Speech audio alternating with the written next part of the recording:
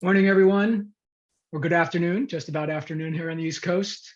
Welcome to the ABRF Virtual Town Hall for February. I'm Ken Shopman, your Executive Director. Thank you for joining us today. I just want to go over a couple of housekeeping and announcements and some reminders. More folks are joining via the waiting room, so our audience will keep growing. Feel free to introduce yourselves in chat. Let's see how many states, how many jurisdictions we've got represented in the audience today. Everyone is muted, just as a way to manage background noise. If you have a question, feel free to post that in the chat. Presenters will take those throughout the program, and I'm sure there'll be time at the end to address those as well. You might have heard the announcement that we are recording this session. We will share the link to the recording and the slides following the program. The links will also be posted on the ABRF website.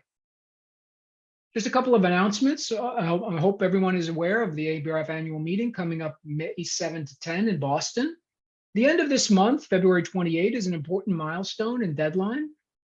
That's the last day to receive the early registration rates for the meeting. Please plan to join us. It's also the deadline for some other activities, including applications for the scholarship to have your costs defrayed for participating in the meeting, as well as nominations for the ABRF Research Group and Committee Members of the Year. Many of you may serve on research groups or participate with ABRF committees, and you may be aware of members who've really gone above and beyond the call, and that's an opportunity for them to be recognized. And we also have a brand new award this year, the Mentor of the Year. And I just want to quickly summarize that award, and you have the opportunity to nominate your colleagues for this as well. It's a brand new award created in honor of one of ABRF's founding members, Alan Smith.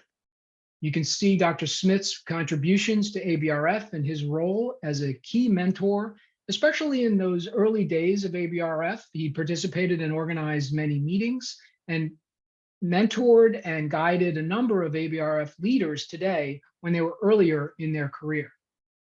Here's an overview of the criteria for the Mentor of the Year award, as well as the benefits, which will include complimentary ABRF membership for the year, registration for the upcoming meeting, the opportunity to make a brief presentation at the meeting, and small cash compensation. So again, if you're interested, if you'd like to nominate someone, or perhaps yourself, you can scan that QR code to submit the nomination for that award. Next month's town hall will focus on a new activity, ABRF affinity groups.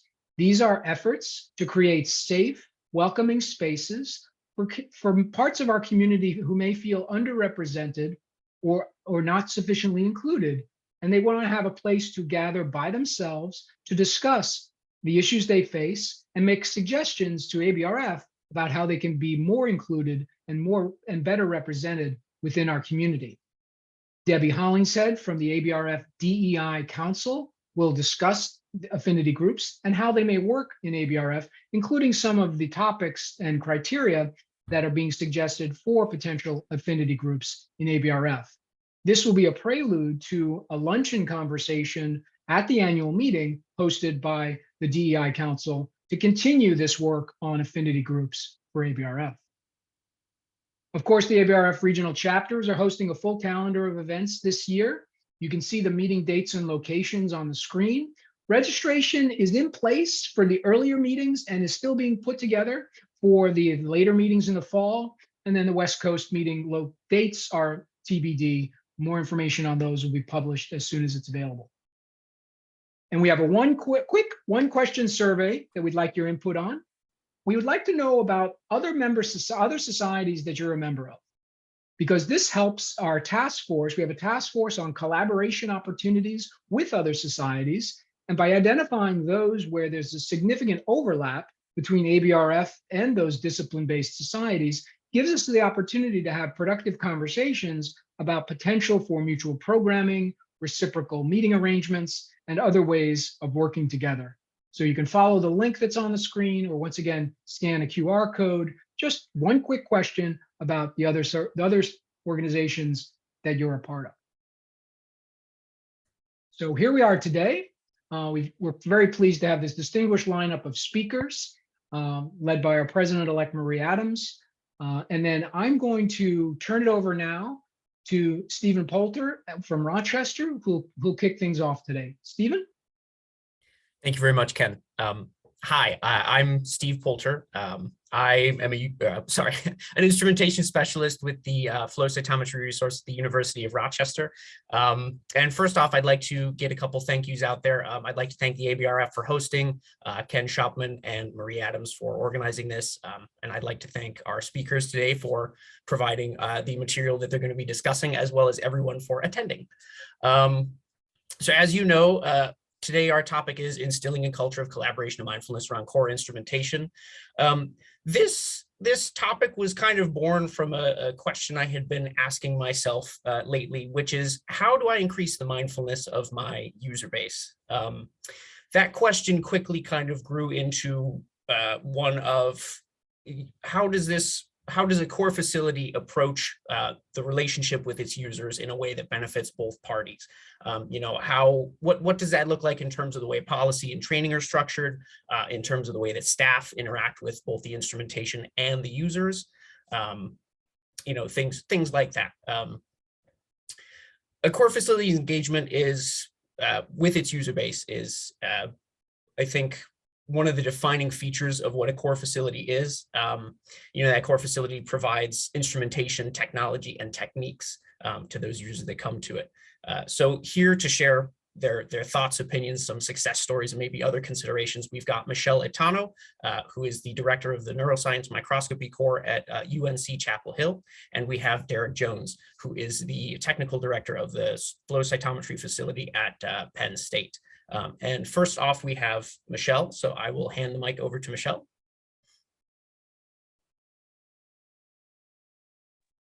Great, thanks. Very excited to be with you all today. And I lost most of you on my screen, but it was great seeing some familiar names, some new names, and some faces as well. So I know, let me know if anything is unclear, but the goal for this is to just give a brief overview of our topic today from our perspective down in Chapel Hill, so that we can follow up more with specific questions later. But honored and excited to be with you today. So I am the director of the UNC Neuroscience Microscopy Core. We do optical light microscopy and now a decent amount of analysis support. What is probably more relevant to you all is that in the past 5 years that I've been a core director, we grew from a one-person core to now a staff that is 3. And that means that in the past few years, we did 5 different hires and have redefined those roles at every level, I think multiple times.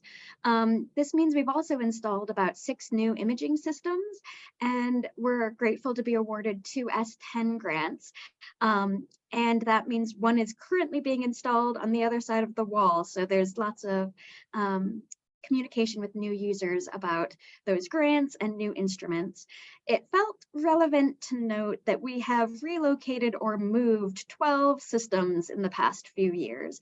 A lot of that was due to COVID, space constraints, but that was something that our staff has dealt with quite a bit. And then we've also started a new graduate imaging course, and I'll talk to you a bit about that.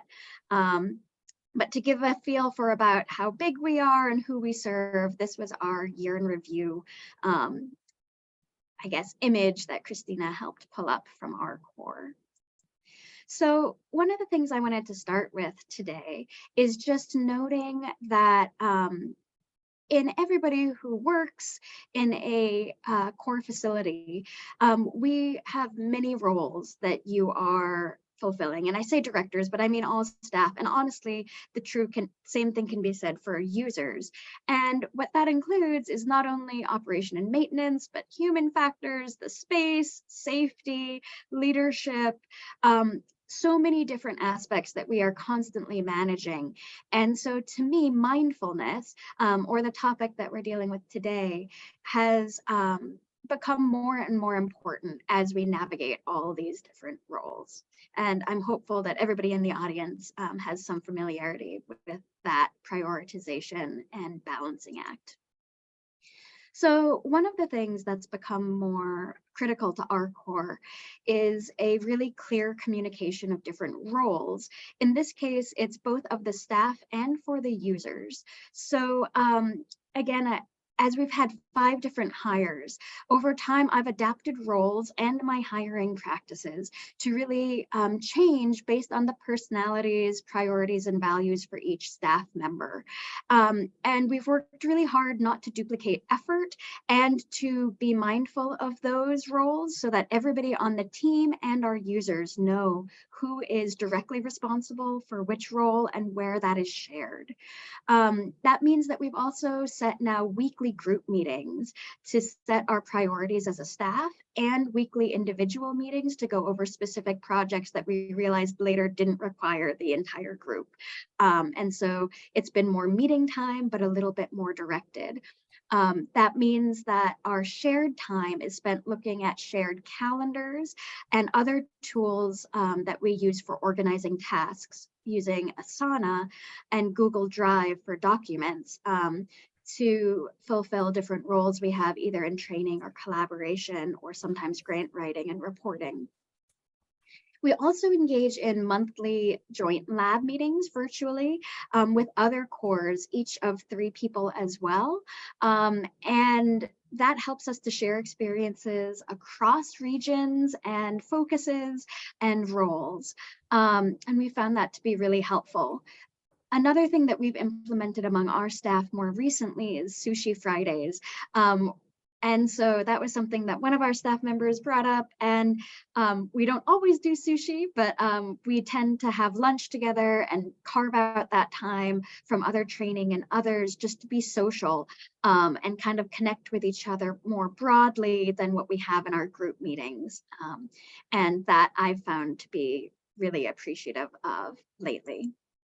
So I actually stole this slide from another meeting I was in earlier today, planning a workshop at UNC, in which they defined community from M. Peck Scott, who's written several books about community building, as a way to build relationships that go deeper than the masks of composure. And I thought this was really interesting and stuck with me and made me think of you all in facility work. To really build a community, and I think of our user base as a community with us, we want to both rejoice together, mourn or troubleshoot together, and to delight in the impact of each other's work. And one thing that came up to me there is that we often find ourselves relating to our users that way, but it's become very important for the users to understand our roles and our goals as the facility or as each staff member as well, in order to incorporate each other and work off of each other's strengths.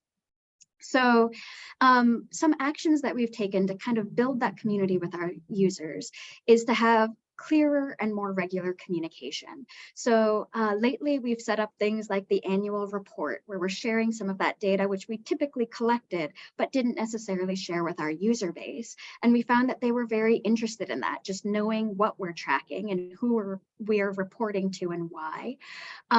We built much better listservs and newsletters so that in addition to just troubleshooting and things when times are down or I need information from you, we're also sharing things we think that are of particular interest to our user base and celebrating their shared successes when we do get grants together or somebody has a paper, for example. We now implemented a consultation step prior to the training of new users. Typically that is on Zoom, but sometimes that does include coming to the site if they prefer.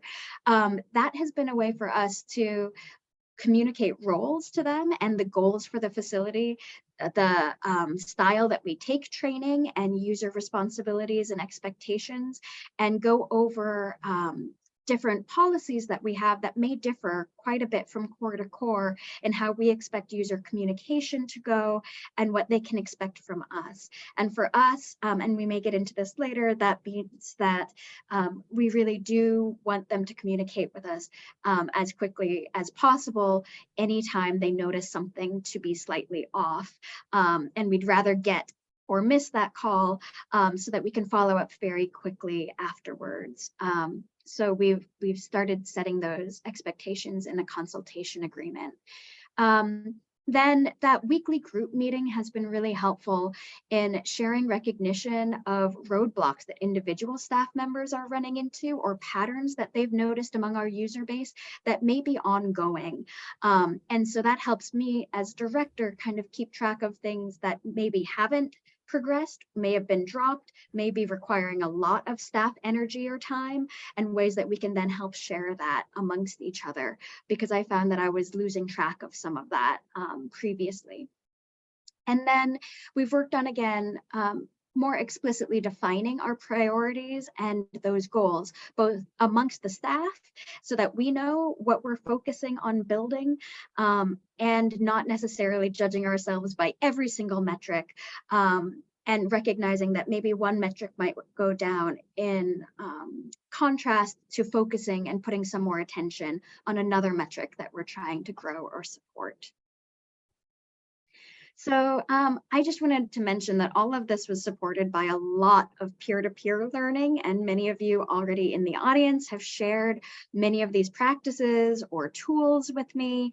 And ABRF has been an incredible sponsor of that, not only through things like these town halls, but sponsoring a shared exchange of experience trip that I had early on in my career, up to McGill with Claire Brown, and then other networks that I've had both internal to UNC, for example, that where I got that community slide from, but also globally with the Chan Zuckerberg Initiative, and then regionally with the Bioimaging North America group and other ones that I'm a part of.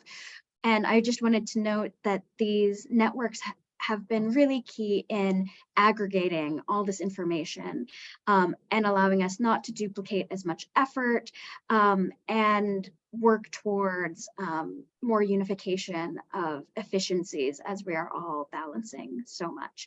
But I wanted to note that this is both in-person, both formalized mentorship and informal and virtual and more just watching and taking in.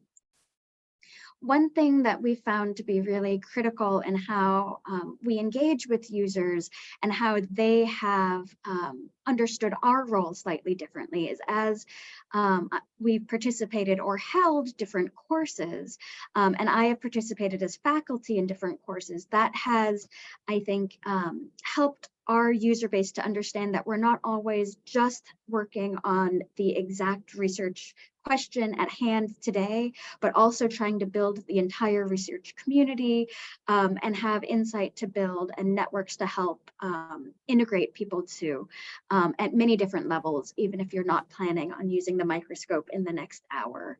And so that has included, right now, I'm a faculty member for all of the first-year graduate students, and that includes rigor and research conduct training, and I think has helped the students to see me in a slightly different role as supporting research more globally, as well as then our field more globally when I do things like specific research training, faculty, even if it's a lecture or participating or suggesting they participate in a course, say at the MBL or any of these other incredible courses that are out there based on specific technologies or research areas.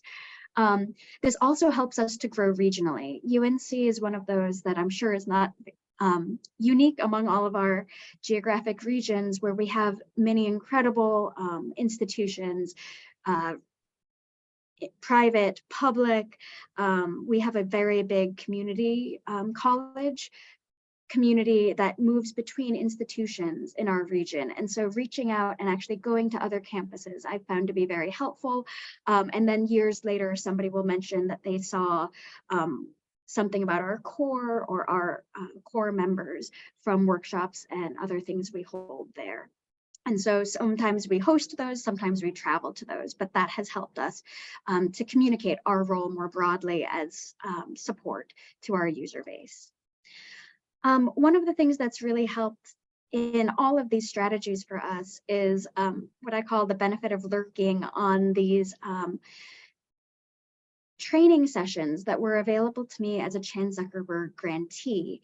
And these have now become more generally accessible and are recorded, but these have included things that were not just for scientists, actually. Many of their initiative grantees are in education or community building, and this has included things that are specific to communication with user bases or sponsors, but also leadership training, financial planning, and other business skills that I didn't necessarily have access to before, and definitely not during my training. And so I definitely implemented different elements of those into my work. And one of the tools that I got from there was this website, the Management Center, which had a lot of tools, including worksheets and templates for like hiring, different questions to ask, different ways to rate things, different ways to strategize for different scenario planning, which our staff has used to kind of have a framework for making decisions as a group. This also led to the opportunity to have one-on-one coaching appointments with somebody from Better Up. And this was funded by Chan Zuckerberg Initiative. And I had 1 hour weekly meetings for a year that I've now continued with other funding. And this has been incredibly important and influential to me. Some of you may have heard me talk about this. When I started, I wanted leadership training on prioritization and management. And what came out of my initial survey was that I needed help on health, balance, exercise, and diet. And I was like, this is ridiculous. You know, what is this? And as we got into it, I realized I was triple booking myself in everything. I felt spread too thin and overcommitted. And what this coaching helped me do is be more intentional about my time, learn about some new tools, and really work towards a process that I feel more balanced and feels like I even know what my priorities are, so I can then put my actions to match them. This led to opportunities at UNC that have, after this introduction to even what coaching was, which I'd never heard of before. I'd only heard of mentorship. Coaching, I find to be a very interesting practice where it's really information gathering, very curiosity-based, and not really transfers of knowledge as much as helping the person themselves define their priorities and come up with a solution.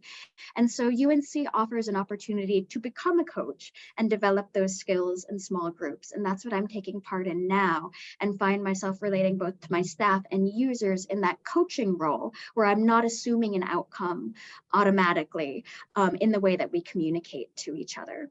So those are just some tools I wanted to bring up about ways that they have guided the practices that we have. And I just wanted to thank everybody, especially my staff and group, and all of our users, and of course all of you, many of whom may have already contributed to some of these, and enjoy listening to all that comes out. So thank you so much for your time today. Fantastic. That was excellent, Michelle. Thank you very much. There's a lot of good material in there. Next up, we've got Derek Jones. Thank you. Hi, everyone. While I work on sharing my screen, I'll introduce myself. So my name is Derek Jones. I am the Senior Technical Director of Penscytomics and Cell Sorting Shared Resource Laboratory at the University of Pennsylvania. I've kind of taken a slightly different approach. I'm nowhere near as in-depth as Michelle's overview, which I thought was fantastic. You can see my title here is very broad, promoting best practices in a large shared resource laboratory. So my angle here is that we are, compared to Michelle, a little bit larger, maybe a little bit more established, but I think hopefully that'll give two different perspectives on how we approach a similar problem, right? So like I said, we're pretty large and we actually continue to grow. So we have one centralized laboratory at the University of Pennsylvania, and currently we have 8 satellite locations. In total, we currently have 37 instruments. And we're working with 9 staff members, and not all of them are full-time. So you can imagine that that might be a little bit difficult on day-to-day to get operations moving and moving well. So last year, our SRL supported over 800 individual users from 264 labs, and we booked more than 20,000 hours of cumulative usage in 2022. So again, it's a lot of investigators, a lot of usage, and the demand continues to grow. We're getting requests from people saying they want new instrumentation, more modern instrumentation. And so we're sort of, I'm going to make this analogy here with the caterpillars from Eric Carl. Depending on where you are in the timeline of your SRL, you may be sort of this younger caterpillar here, or like us, you may be growing, and like Michelle's SRL as well. You might find yourself kind of plumping up in this situation. So, how do we make this work? I apologize. I told them beforehand I have a young daughter, so this is where my mindset is these days. Okay, so how does this work, right? How do we support this high and potentially growing level of usage? But importantly, how do we do so while maintaining a high level of service, right? So if we consider this, especially from more of the perspective of mindfulness, then we do have to take into account at least 2 truths, right? The first of which, from the user perspective, science is not restricted to working hours, Monday to Friday, 9 to 5. We all know that that's not true, right? And to take it even a step further, right? I'm sure we've all worked with people who maybe prefer to work the midnight shift, right? I personally prefer to come in around 7 or 8 or so and then leave 4 or 5. I've worked with people who roll into lab after lunch and they'll stay till midnight. That's just what works for them, right? So how do we support that from a staff side? Well, that leads us into our sort of second truth, is that realistically, right, we're not going to expect our staff or ourselves to work around the clock to support these users. So it's seemingly paradoxical, right? How do we satisfy both of these truths? So here's the way that we approach it at UPenn, and I'm sure a lot of you do as well, or you're maybe moving in this direction. So we attempt, and I hope that we succeed, but we try to accommodate these high research demands, initially through rigorous training, but importantly, I think possibly the most important part of this is through continued support for our users over time. So I'm going to walk you through just really briefly how we do this, right? So we have 37 instruments, many of which are very different all across campus. So what we've developed over the past several years are really in-depth training modules for every type of instrument, right? And this is kind of basic, it makes sense.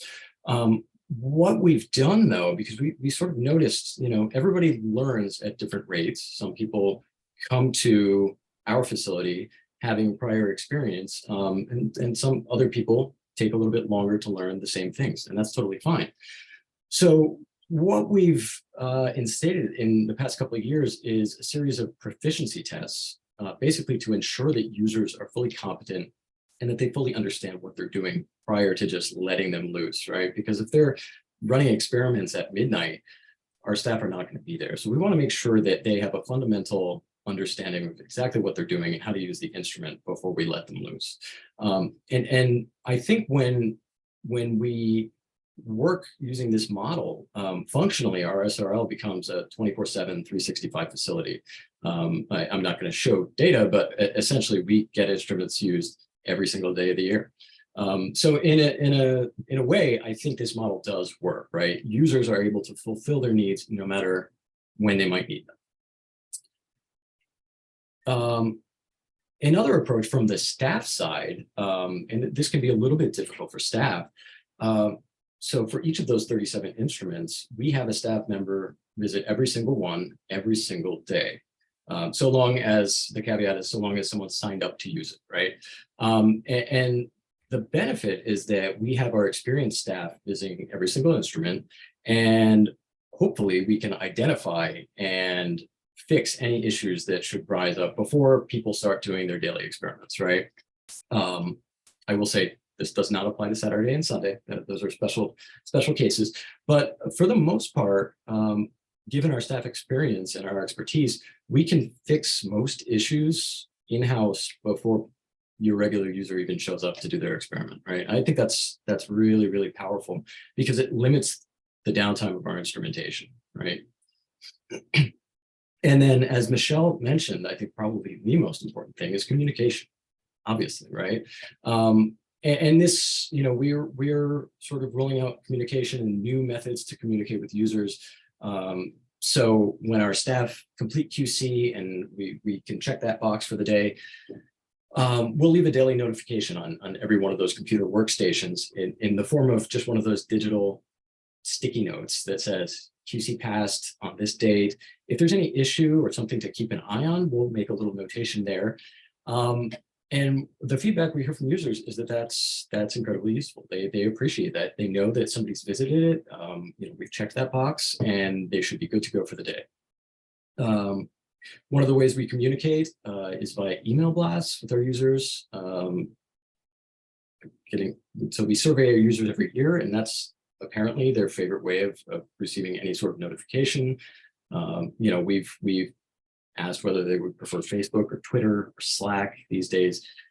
Apparently people prefer email. So we're going to continue to do that. And we have different ways of targeting specific user groups. So if a specific instrument is down, we're not going to blast all 2,000 users.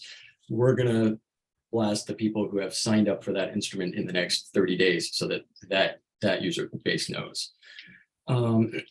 More recently, we've started putting out a monthly newsletter. This can sort of help reinforce our SRL policies. Again, if the feedback has been that this is relatively positive, and then, we can just sort of get the word out there for new instrumentation, gauge interest in new training modules, things like that. And as I alluded to, we also do an annual user survey, with basically the bottom line is what can we do better? And from a director perspective, what I think we certainly can do better, right? So surveys, we do that because we have to check a box for our annual report for our advisory committee, right? So of course we're going to do it and then provide them with the results. But really, I think what's super important is to actually sit down and read every single one of those comments one by one. Not all of them hold water, but if you're getting a number of people all saying the same thing, then you really have to sit back and say, okay, there's a need or there's an issue here and it has to be addressed. Certainly we can always do better, right? And so I think that's really important. And so I think taken together, the idea, again, from the perspective of mindfulness, what we hope in the way that we operate on a daily basis is that we're promoting a culture of shared responsibility between the users and our staff, right? When we train people, we're putting that responsibility in their hands. Okay, you're fully trained. You should know how to do X, Y, Z on this instrument. That's not your responsibility. Our responsibility is we'll show up, we'll make sure it's working for you when you show up. So it's a back and forth, right? I will, one last thing on this slide. So it's sort of always evolving and always changing. We haven't always had all of these policies in place. Proficiency testing has only come into play really in the last 3 or 4 years because we saw a need that maybe some users were falling through the cracks. They weren't actually fully getting it. So this sort of forces the issue. Listen, if we're going to give you full privileges to our instruments, we want to make sure that you understand it. The monthly newsletter, that's new. Our email blasts have sort of evolved over time. So we're changing. We're trying to do better, and I think that's important. I'll share just one quick example of what that looks like. So we have a relatively new staff member, and she noticed that when we receive emails or phone calls from users, and this was last year, she noticed that a lot of these were relatively basic issues, right?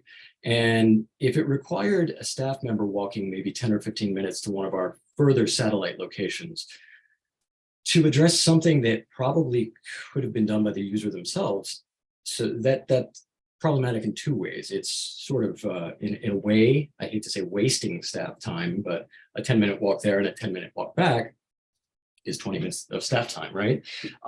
And also from a user perspective, it's something that maybe they could have done, something relatively trivial. And so what she did was she put together this, she calls it Flow Remedy. And it's basically, she's distilled down the top 3 or 4 simple issues that users might run into when doing a flow cytometry experiment. I won't go through this because it probably doesn't pertain to everybody on the Zoom, but suffice it to say, it walks you through step by step what might be going wrong. And so she posted this up on every cytometer in our facility. And within the 3 or 4 months after she posted all these troubleshooting flow charts, the number of calls, emails, and or complaints about all of these issues dropped by 70%. Wow. Yeah, I mean, it's really, really significant. So it's something, I mean, it's obvious, it's simple, but it works. I mean, it really, really works. So this does 2 positive things, right? It frees up our staff because now we're not sort of dealing with things that are more or less simple to fix, but also, again, it promotes this culture of mutual responsibility. Now it enables users to maybe fix some things themselves. And from a user perspective, I actually think that's empowering, right? It lets them actually physically interact with the instrument, understand it better. And I think that's positive on all accounts, right?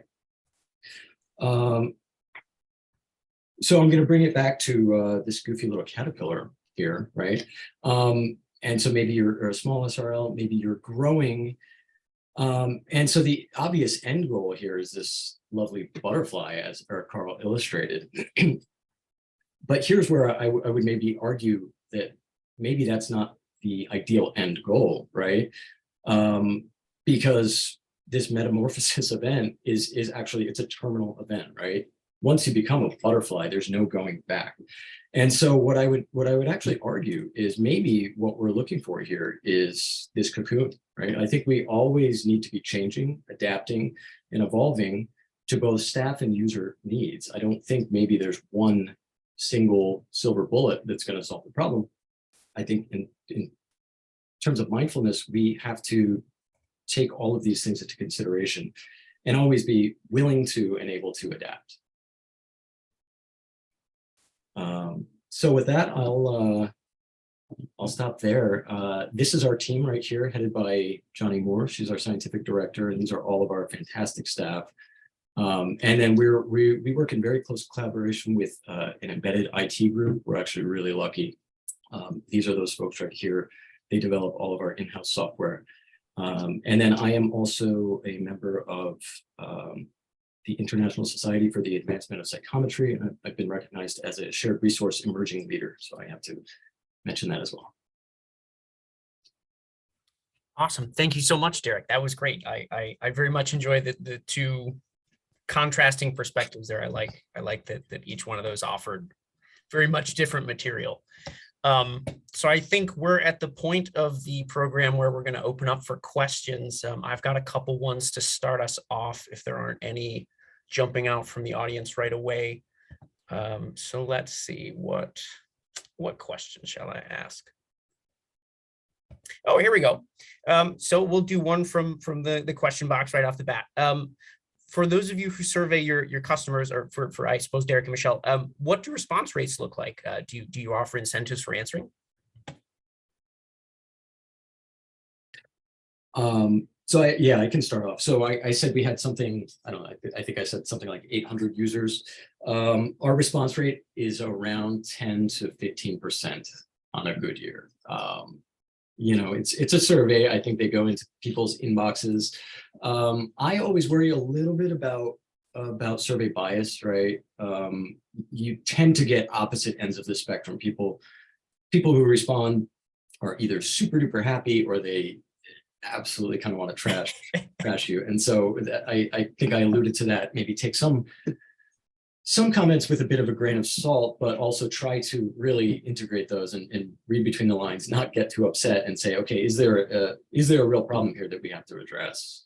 For the second part of that, we don't offer incentives.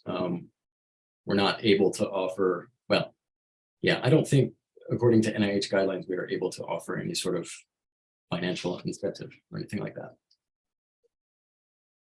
We do a few different types of surveying. So we're not quite at the annual survey stage yet. Those are run more through the grants that support us. And so I would say in that case, all of those subsets of PIs are required to rate us on a certain scale that goes to all of the core facilities that those grants come back to. So we get some sort of a number that we can report, which is a decent number of the group leaders.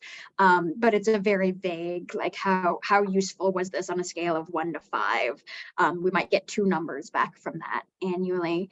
When we ask for changes in policy, we found that we do get closer to the 10 to 20% response rate. But what we've done more on is we do post-demo surveys. And so that has been really useful because we actually wanted text responses from people. And for demo and for grants applications, I've then been able to use that for statistics and quotes and say, you know, everybody rated this a 5 out of something and how useful this would be to their program. And we also do now surveys from the course that we found to be useful in mobilizing other monies and things like that as well. One of the other things that we have thought about tracking, which came from a recent meeting through the Microscopy Society of Ireland, is on their booking kiosk. They have at the end, when they close their appointment time, a quick 2-question survey. I believe it's 1 to 5, but how well did the instrument perform for you today? And how successful was your experiment? And that's been really useful for them in just monitoring, you know, is somebody really unhappy because their experiment keeps failing and maybe we should consult with them? But they recognize the instrument was performing fine, or does somebody start to have some questions of whether the instrument might not be working, and how can we start to prioritize how fast to look into that, what might be causing that? So that's something we're thinking of implementing on our side, so we get basically required feedback after every single imaging session. Yeah, I think that's excellent. I think that's a thing that tends to get overlooked sometimes by both staff and investigators. When someone's unhappy with how their experiment's going, they go back, "Oh, nuts, you know, it failed. What are we going to do about this?" And they come back and like, "Hey, this keeps failing." It's like, well, maybe we should talk about it. So I really like that idea of having that sort of mandatory survey. There was a question in here. Oh, so question about the competency/proficiency test for Derek here. Can you expand a little bit more on what the format of that is like and how extensive it is? Yeah, absolutely. So so we'll take the example of maybe one of our higher end instruments, cell sorter. So essentially the training module for that is a day-long, essentially one-on-one hands-on training with one of our staff members, right? After that training session, what we generally ask people to do is take a series of anywhere from 1 to 3 practice sorts, where they'll show up at the instrument, they will set it up entirely themselves, run a small experiment, typically using just a normal bead or particle rather than biological material, just for simplicity's sake. Right. And then, you know, prove to themselves and prove to us that they understand the concepts, they can do everything themselves. And usually it takes 1 or 2, sometimes 3 practice sessions for them to get comfortable. And that's really, I think, what it is, for them to become comfortable with their abilities. And then after that, so, and usually there's a staff member around, right? So we sort of set them loose, but we're in the next room. And if they have a question, we'll continue the teaching. So it's constantly a teaching opportunity. For the proficiency test, they should be able to do everything start to finish themselves, usually within about a 2-hour time frame. That's about our max. If they're unable to do that, then we send them back for an additional practice sort until they become more proficient. So we do ask that at that point, there's no more staff interaction. And now, just to clarify, when you say do everything themselves, that's startup and QC from startup, QC, drop delay. Got it. Sorting, purity check, shutdown. Yes. Very cool. Yep. And then I guess it works really well. Oh no, I was going to say over the past couple of years, I mean, it's worked really, really well. Right on. Highly recommend it. Yeah. And then I guess I kind of want to spin this question toward Michelle. So on your side of things, I'm guessing you might have users who independently use your instruments. What does your training look like? And do you do any proficiency testing or? So we've gone back and forth on that. The previous director did do, the second training was proved to be, you can get an image of a fixed cell. Okay. What we do is we require the consultation, and then we do 2 training sessions. The first one, we generally start with one of our fixed ones, or we sometimes move to their biological sample and try to optimize that technique with them. What we tell them is the second one, ideally, is they start everything up without us. We are here, we have our reserved time, but it's really for them to fill in their notes, whatever that takes. If it's a video, some people like that. If it's a screenshot, if it is written notes, to make sure that every time we're there looking for us, they make a note of what that is so that the next time they're here, hopefully that goes a bit smoother. What we also tell them is we do a training fee for every new user, but we tell them that it's based on, it's a one-time fee. So it's not based on the hours that we're spending with them at this point. It is mostly administrative to help support them as they are now a user, so that while we call 2 sessions training sessions, that our support is really ongoing, and we are going to be continually checking in with them as their experiments change or possibly their issues that they're having with using the instrument adjust. And so they kind of expect that we will be checking back in. And so for some of them, that means that we ask them to let us know when the next time is that they're going to be booking the instrument. And we kind of set those expectations on a rolling basis, but we don't officially do a test pass fail, though have considered it. It just hasn't really been in our teaching style to implement that in the small user group that we have. Yeah, understood. I mean, here at my floor core, we don't have like a necessary pass fail sort of testing because of the way we've got things set up. So it's very similar to what you're doing there. Let's see. We have one that's kind of in regards to after hours usage. So where was it? Oh, right. Do you permit operation of the more complex instruments outside of normal business hours, and how do you handle instrument failures during those times? So I mean, like Derek, we are pretty 24/7, and we definitely have our night owl users, especially during COVID and when there was shift work even. Our core, arguably this may not be what I would have recommended to someone else, but what I was comfortable with is having my cell phone number on the wall. And what I told them is that please text me, please let me know that you're a user. I won't pick up the first time, I might sleep through it, but I would always rather miss a text and know to mobilize someone or to contact you, because normally I can get back to you within a half an hour or so, and either hopefully we can fix something very quickly or it requires more attention. And so then in order to mobilize the engineers and service members and our staff, we need to know as soon as possible to minimize downtime.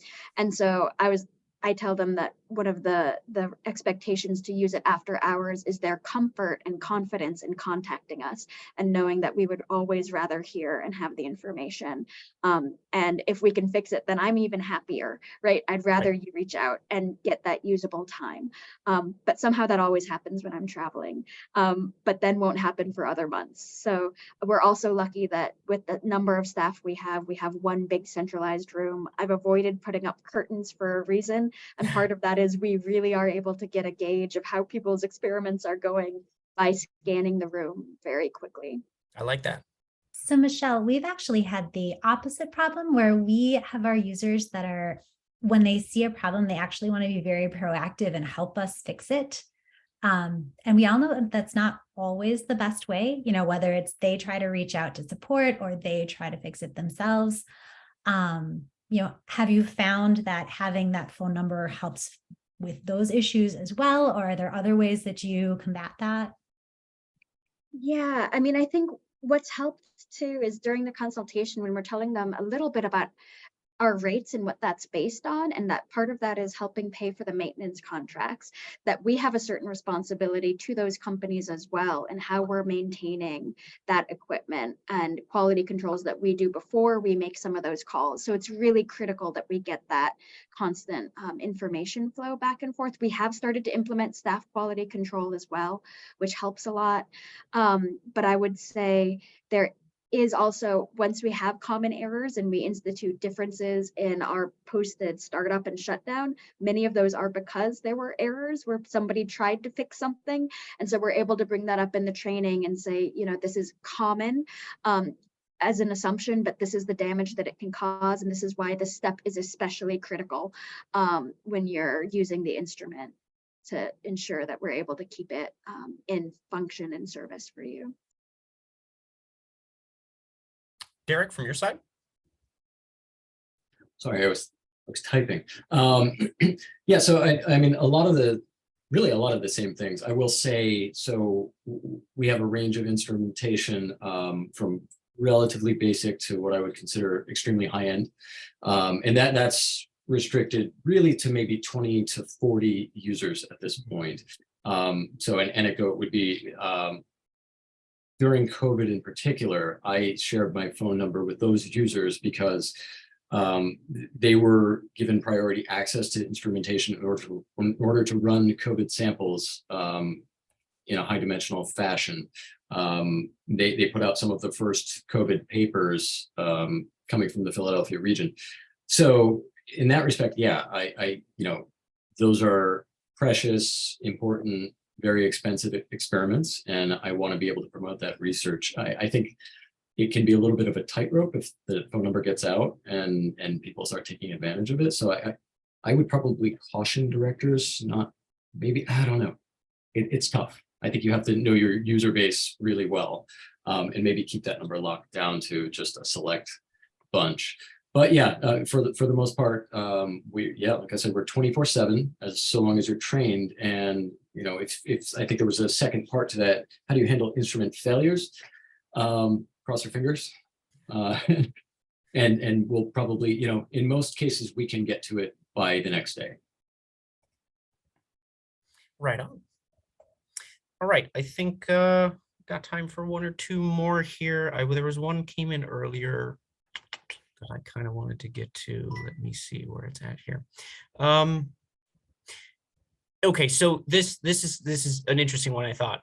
So for a larger core, how do you adapt to changing user base in terms of hiring staff? How do you judge how many staff members you need to support your users? I think this might be more complicated than that question lets on, depending on who controls hiring and salaries and stuff like that. So I'd be interested to hear. Yeah, so I was just typing a quick response to that. Oh, okay. The short version is it's, I think, really difficult. It probably depends a lot on the field, but speaking from our field in cytometry, there's really no dedicated track to train up cytometrists, right?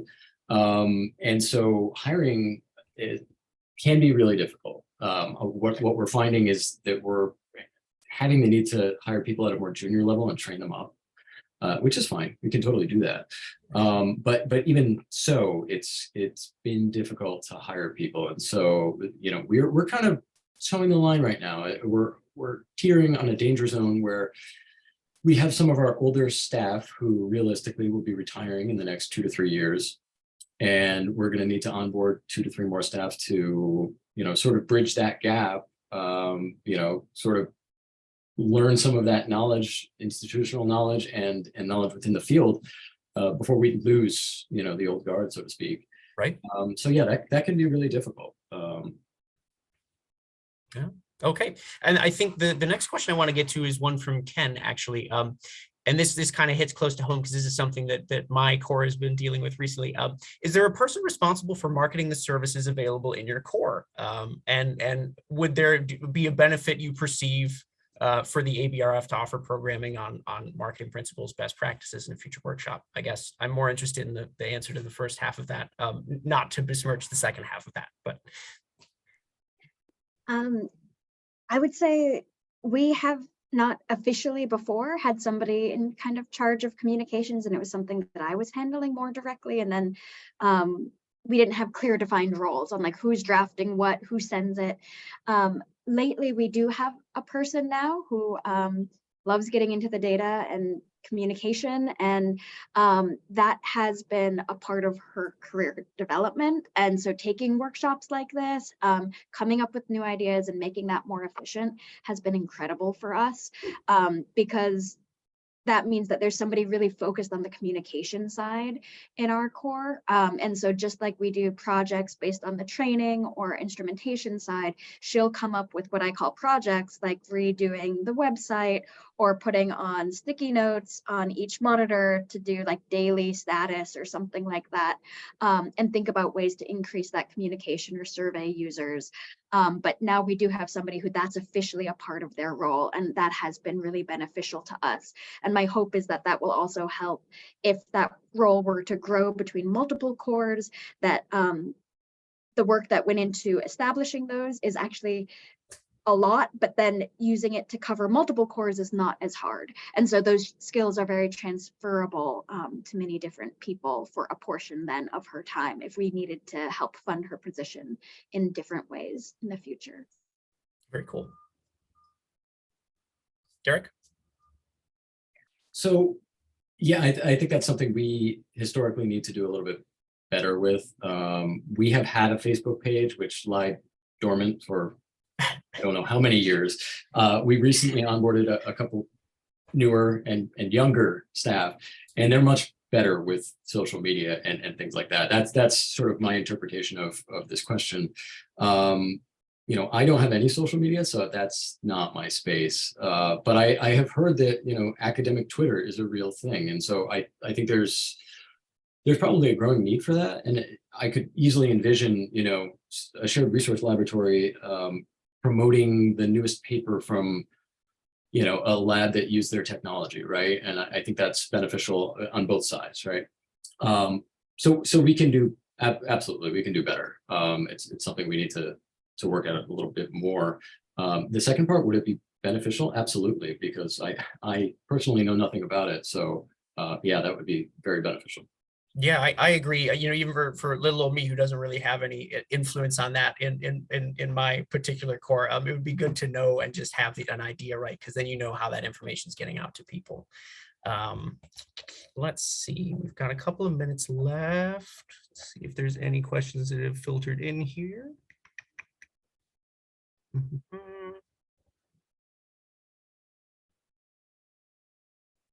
Okay.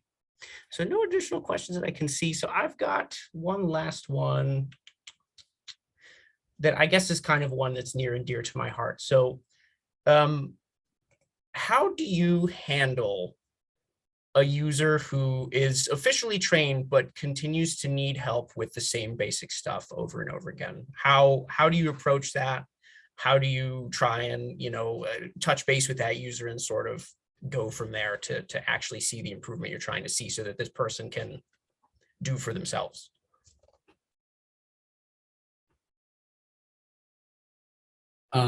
So yeah, I'll jump in. In the past several years, I think the proficiency testing has really helped out with that. There have been a number of users who were sort of, you could say, grandfathered into that. You know, they were trained before we started proficiency testing, and so the potentially awkward conversation there is you know, the recognition that there might be an issue with training and essentially retraining. But from the approach of mindfulness, you know, being sensitive to the user's needs, and the fact that that might not be taken particularly well, especially if they think that they're doing things correctly, but you recognize that things could probably be done better. I can really only think of maybe 2 such occasions. So they're extremely rare, luckily. I think we're fortunate to have a pretty good user base. Yeah, I think this is something I struggle with, right? It can end up leading to a lot of staff time, and what I worry about is burnout on the side of the staff, or of course, equipment damage that is very difficult to maintain. What I have tried, I'm not sure that it is so useful, but is trying to see if that user can get a rapport with any one of the staff that seem to be slightly better suited to communication with that person. And so we try a few different styles to reiterate kind of shared expectations and consequences, so that what we are responsible for and who we are responsible to, which includes the whole shared community, and then what we are able to help provide, but what we really need them to be mindful of as they're using the equipment, understanding mistakes always happen, other things happen, but that their actions can affect a broad community in a way that can have really detrimental effects. So just trying to kind of increase that without coming across too strong, but often it is different. Finding the right communication style for that person might actually require different people. But lots of kind of swapping people around and letting them know we're talking about it, we're in it with them, but maybe this isn't the best solution to what their expectations are or their needs are at this moment. And we might need to go back a step or do another quality control to make sure that this is the experiment that they need to be doing. And if not, and it needs to be run by staff, how we can help support that in a different way. Yeah, I think that's an excellent point. I think it's easy to overlook kind of, that maybe taking another approach to this person doesn't seem to be picking up the way I'm trying to give it to them. It can be hard to stop and recognize that approach versus just going, I'm frustrated with you. Which is it's hard to not want to do that sometimes. But I think that brings us pretty well neatly to the end of our hour here. Is there any closing remarks that either Ken or Marie would like to make, or either one of our speakers? No, other than just to repeat our thanks for all of you participating as speakers today. It was a terrific conversation, lots of engagement in the chat. Thanks to so many of you who joined us today for the program. As I mentioned at the outset, the recording and slides will be sent to you as participants, and also posted on the ABRF website for you to share with your colleagues. So once again, thanks everyone for participating. Mark your calendars for the next town hall, which is March 15th, where we'll go over the structure and role of ABRF's new affinity groups. So once again, thank you all for participating and have a wonderful day. Bye-bye.